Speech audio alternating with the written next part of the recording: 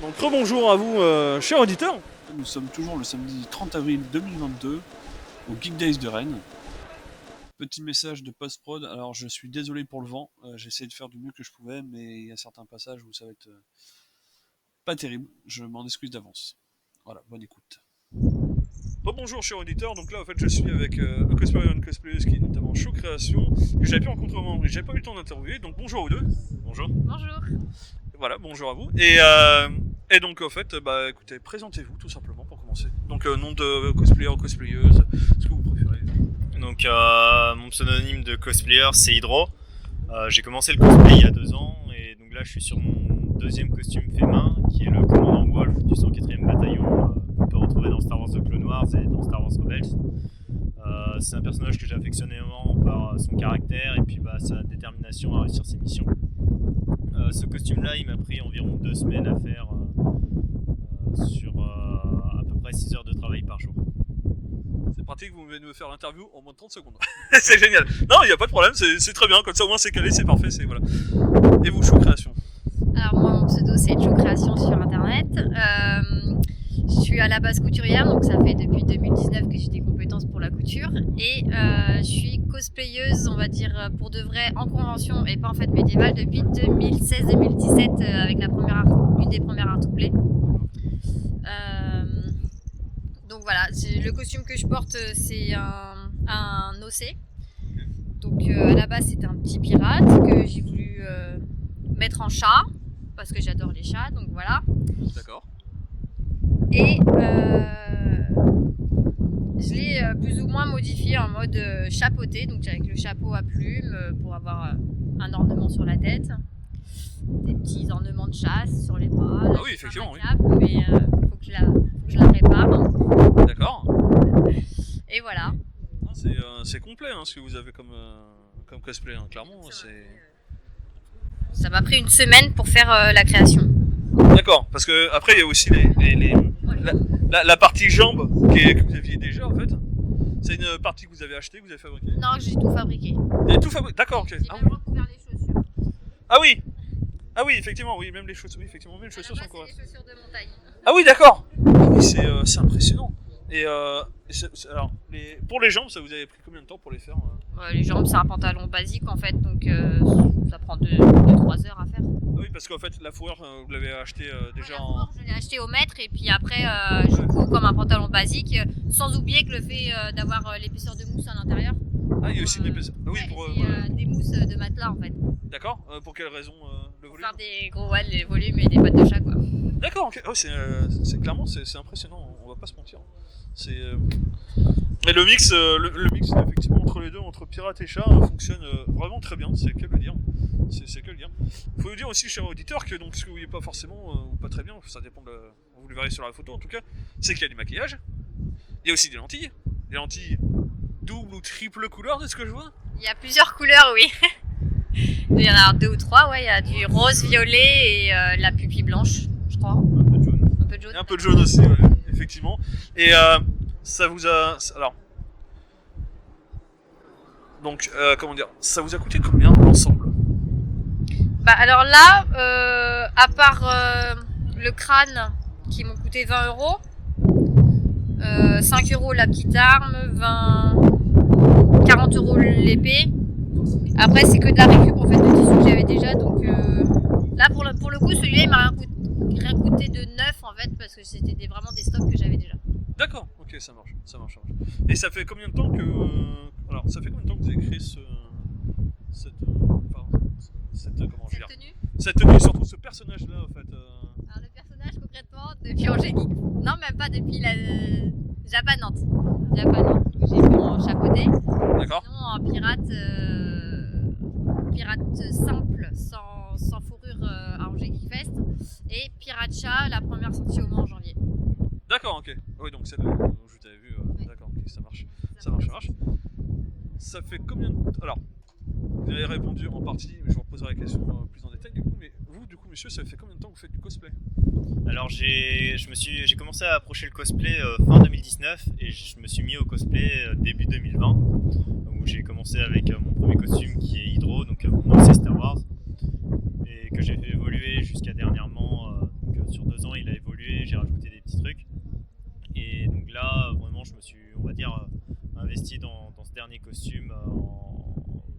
semaines à peu près. Que j'ai vraiment débuté dedans et que j'ai accroché. D'accord. Pareil, même question, ça vous a coûté combien?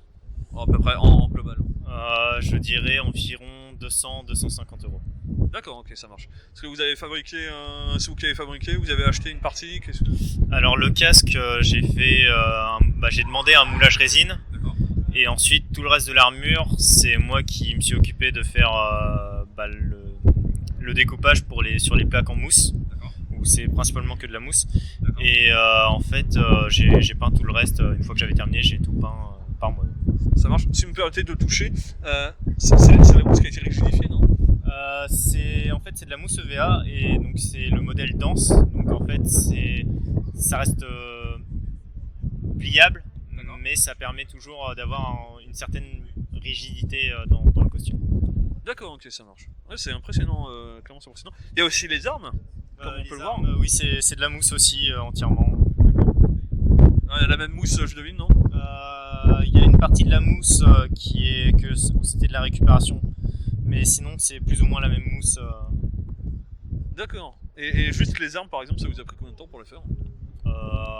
Environ. Avec le découpage, je dirais peut-être en 4-5 heures. D'accord, okay. Bon, ça va, c'est assez, ça se fait assez bien. D'accord, ça marche. Ça marche. Et ce que vous dire aussi, cher auditeur, donc c'est vraiment de la tête aux pieds. C'est aussi les chaussures qui ont été repeintes de ce que je peux voir. C'est ça. Non, franchement, c'est impressionnant. Clairement, c'est impressionnant.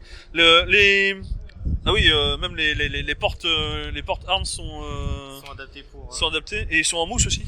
Ils sont en mousse aussi. D'accord. Il y a cette partie-là qui est en PVC expansé pour avoir un peu de rigidité. D'accord. Ouais. Mais sinon, tout le reste est en mousse. D'accord. Ah, franchement, c'est impressionnant.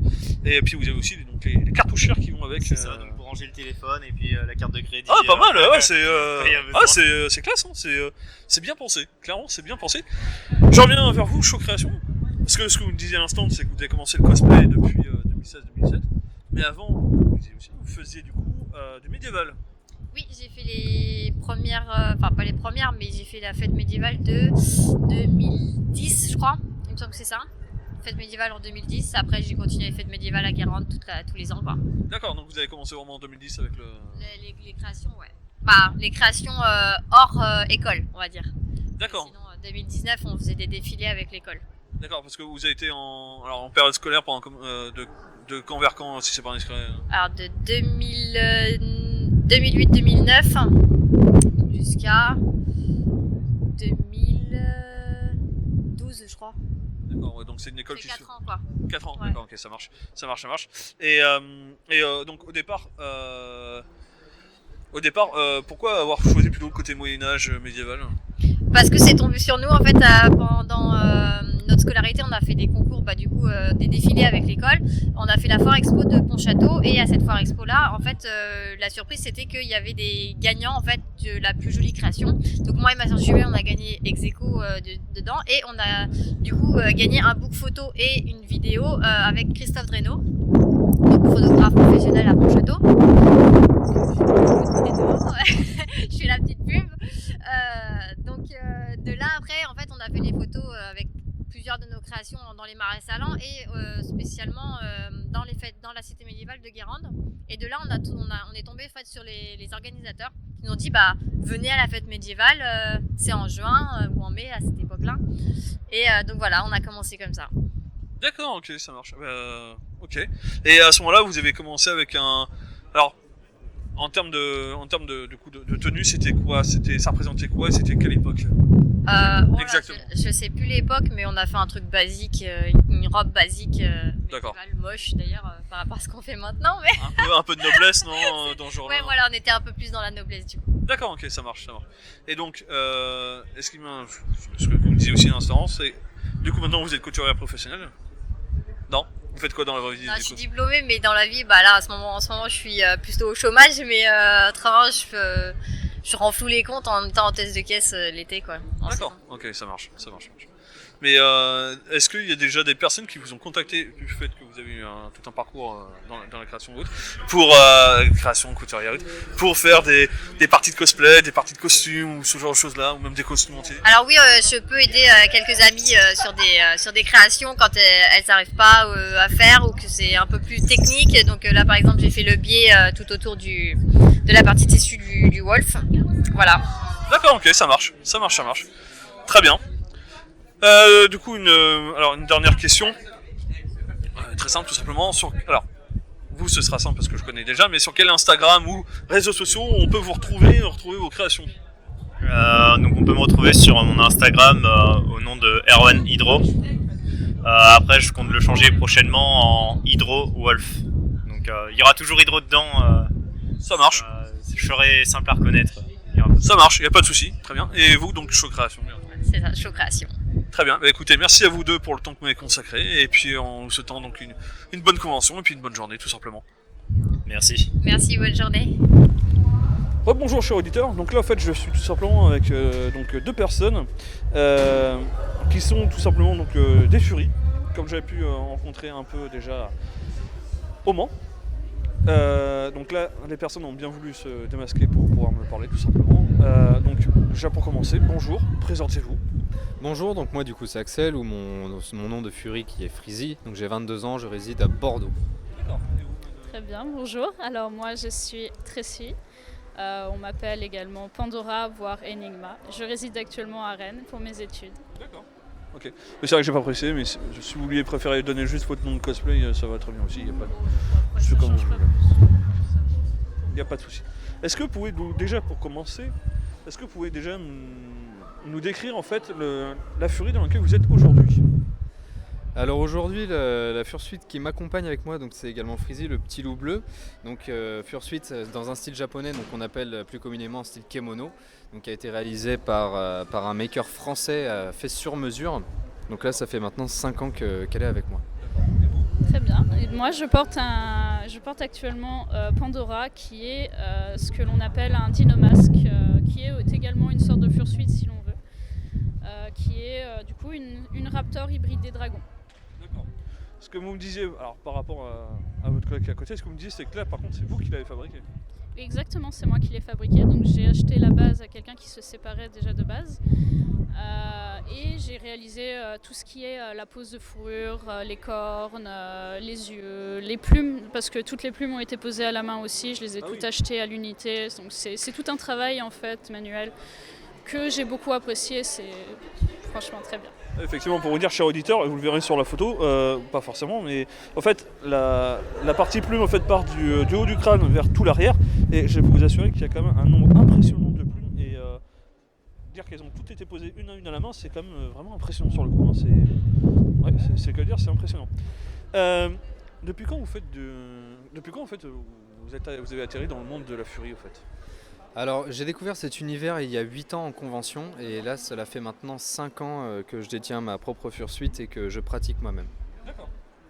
Alors moi j'ai découvert ça au lycée avec mes amis, donc je partageais des dessins, puis on m'a juste dit mais ça ressemble beaucoup à du furie, puis j'ai découvert ça à ce moment-là. Et puis dans la foulée, quelques mois plus tard, j'ai commencé à réaliser ma propre fursuite, donc la première qui se nomme Cookie. Qui est une intégrale complète. Puis au fur et à mesure des années, donc là ça va faire 6 ans que je suis dans la communauté et puis toujours présente. Ça marche. Une question rapide aussi, alors, que je pose habituellement. La fursuite que vous portez aujourd'hui vous a coûté combien?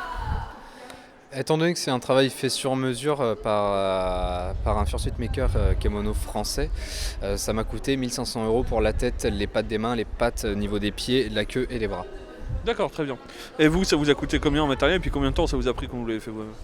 Eh bien, pour celle que je possède actuellement, ça m'a pris environ une semaine puisque la base était en soi déjà faite et déjà peinte par la personne à laquelle je l'ai achetée.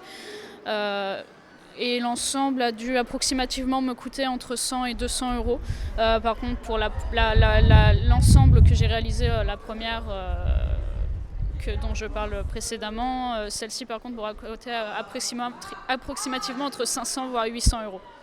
D'accord, très bien. Vous l'aviez fait vous-même aussi ou pas du tout? Oui, tout à fait. Ah oui. Ah oui, pardon. Non, mais pas de souci, non, mais pas de problème. Et très bien. Et alors, je reviens aussi à une question que j'avais pu vous poser juste avant, et voilà, je vais vous reposer la même du coup. Qu'est-ce qui vous plaît en tant qu'être furie? Alors ce qui me plaît, c'est principalement l'échange qu'on a avec les autres furies, le fait qu'on ait ce point en commun crée une sorte de solidarité. Et ensuite, c'est le plaisir de porter une fursuite en convention, déjà de réaliser en visuel, d'avoir avec nous une création donc notre fursuite, et de l'incarner le personnage, et le fait d'être vraiment à fond dans son rôle, c'est principalement ce qui change notre quotidien, quoi. D'accord. Et vous? Moi, ce que j'apprécie beaucoup dans l'être furie, c'est pareil, la conversation qu'on peut avoir dans une communauté qui est à peu près ouverte et qui accepte à peu près tout le monde tant que voilà. Et je pense que selon moi, elle aide beaucoup aux personnes qui ont certains problèmes de timidité ou qui sont très renfermés sur eux-mêmes et qui, au fur et à mesure, en découvrant la communauté, vont pouvoir se développer psychologiquement et s'ouvrir et devenir un peu plus ouverts aux autres à travers un personnage qui les diffère de leur être général. D'accord, oui, parce que ce que vous me disiez aussi tout à l'heure, c'est que, pour répéter ce que vous disiez à l'instant, c'est le cas de le dire, c'est qu'effectivement, en fait, pour vous, en fait, l'avantage enfin, quand on est furie, comme littéralement quand on est cosplayeuse, on incarne un personnage, et ce personnage, en fait, tout simplement, on peut s'exprimer d'une façon autre que... en fait, on peut s'exprimer d'une vraie façon, on enlève la timidité, c'est ce que vous disiez tout à l'heure, en fait. Oui, parfaitement. C'est à peu près ça. Oui, c'est totalement ça. D'accord, ok. Autre question, pour revenir plus sur la fursuite, est-ce que vous avez un projet de compléter la fursuite que vous avez actuellement ou une autre fursuite que vous pensez déjà? Quels sont vos projets futurs en termes de fursuite en tout cas, sur celle-là ou sur une autre? Alors sur celle-là qui me suit actuellement depuis maintenant 5 ans, comme on dit, malheureusement c'est comme une voiture, il faut la changer au bout d'un moment, après un certain nombre de kilométrages réalisés. Ouais, effectivement, donc là j'ai pour projet d'en créer une dans un style un peu cartoonesque, donc là qui aura justement une forme qu'on appelle anthropomorphique, donc qui sera vraiment un corps entier des pieds à la tête. D'accord, ok. Et vous? Moi, de mon côté, celle que je porte actuellement, je sais pas, ça dépendra en fonction de mes envies. Pour le moment, elle me convient comme elle est, avec simplement la tête et les mains. Mais peut-être plus tard, si l'envie me prend, je réaliserai pareil, dans sa forme anthropomorphique, l'intégralité du corps qui ira avec. D'accord, ok, très bien, très bien, très bien. Dernière question. Ah oui, une autre furie qu'on peut voir effectivement juste à côté de nous. Ouais. Et une dernière question, tout simplement, est-ce qu'il y a un Instagram ou un réseau social sur lequel on peut vous retrouver? Alors bien sûr, donc moi pour mon Instagram c'est Freezy Blue Wolf tout attaché, FREAZY BLUEWOLF, et c'est le même pseudonyme sur TikTok. Très bien. Et moi, on peut me retrouver sur TikTok avec Pandoraptor, donc Pandora, Pandora, tiré du bas, Ptor, PTOR. Très bien. Écoutez, merci à vous pour le temps que vous m'avez consacré et puis en vous souhaitant une bonne journée et puis surtout une bonne convention. Très bien, bonne journée à vous et merci. Bonne journée à vous, merci beaucoup.